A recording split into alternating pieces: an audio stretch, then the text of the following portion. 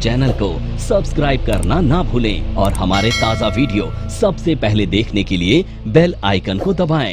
पंचायत अंकोढ़ी मेला के ward number 12 के शिक्षित, सुयोग्य, कर्मठ, साहसी, निडर भावी वार्ड सदस्य के उम्मीदवार भाई रविंदर जी के आप सब मतदाता लोग अपन एक एक वोट दे के आप विजयी बनावे के अब की बार काम करब जा। धन्यवाद। रविंदर भैया जिंदाबाद, जिंदाबाद जिंदाबाद। रविंदर भैया जिंदाबाद, जिंदाबाद जिंदाबाद। क्यों पड़े हो चक्कर में, कोई नहीं है टक्कर में। क्यों पड़े हो चक्कर में, कोई नहीं है टक्कर में।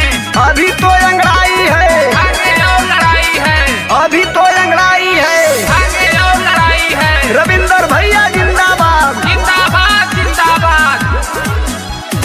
भैया रविंदर के सपना साजावे के बाद, साजावे के, भैया रविंदर के सपना साजावे के बाद 12 वार्ड के सदस्य बनावे के बाद, दुखिया गरीबन के सपना साजावे के बाद 12 वार्ड के सदस्य बनावे के बाद, अब की भैया रविंदर के जीतावे के बाद। रविंदर भैया जिंदाबाद, जिंदाबाद जिंदाबाद। रविंदर भैया जिंदाबाद। जिंदाबाद जिंदाबाद। अरे क्यों पड़े हो चक्कर में, कोई नहीं है टक्कर में। क्यों पड़े हो चक्कर में, कोई नहीं है टक्कर में। अभी तो अंगड़ाई है, आगे और लड़ाई है। शिक्षित सुयोग्य हमें कर्मठ परतायासी, भैया रविंदर बाड़े बड़ा विश्वासी, बड़ा विश्वासी।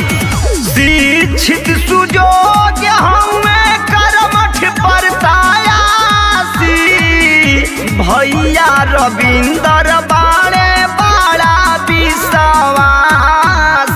चाचा बाबू भैया अब अपनावे के बाद, अब की रविंदर के वार्ड में जीतावे के बाद 12 वार्ड के सदस्य बनावे के बाद।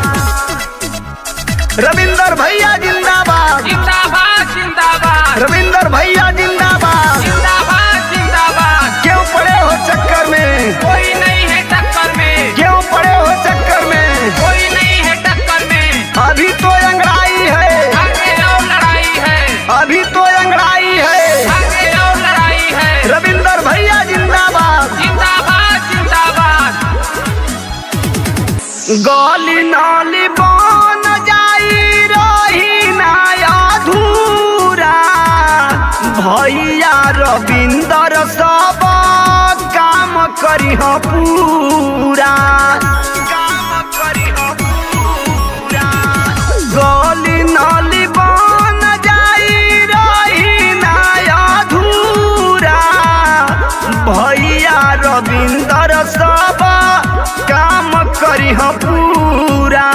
सब लोगन के सपना के साजावे के बाद, अब की भैया रविंदर के जीतावे के बाद, अब की भैया रविंदर के जीतावे के बाद। रविंदर भैया जिंदाबाद, जिंदाबाद जिंदाबाद। रविंदर भैया जिंदाबाद। जिंदाबाद जिंदाबाद। क्यों पड़े हो चक्कर में, कोई नहीं है टक्कर में। क्यों पड़े हो चक्कर में, कोई नहीं है टक्कर में। अभी तो अंगड़ाई है, आगे और लड़ाई है। अभी तो अंगड़ाई है, आगे और लड़ाई है। रविंदर भैया जिंदाबाद। जिंदाबाद जिंदाबाद। नेक ईमानदार हमें रविंदर भैया, इन इनका पे खुश रहे लोगावा लुगैया